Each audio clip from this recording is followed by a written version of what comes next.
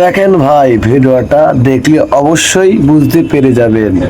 तुम मेरे जो भगवान बोलोगे वो दिखाऊंगा, सूर्य दिखाऊंगा साक्षात। तुम अपना अल्लाह दिखाओ। अच्छा। दिखाओ अल्लाह।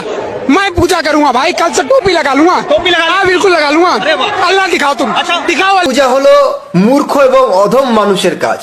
ঈশ্বরের কখনো মূর্তি হওয়া সম্ভব নয়, ঈশ্বরের মূর্তি বানানো সম্ভব নয়।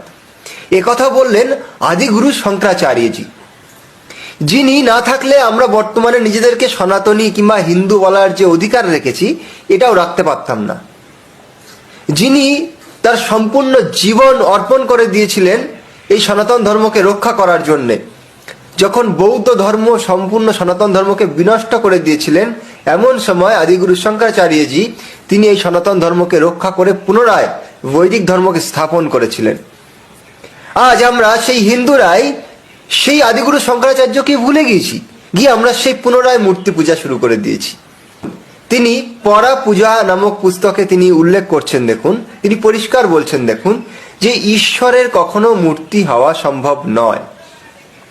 ঈশ্বরের মূর্তি বানানো একটা মূর্খামি কাজ, এবং ঈশ্বরকে যারা মূর্তি বানিয়ে তার পূজা করে তারা হচ্ছে মূর্খ অধম মানুষ।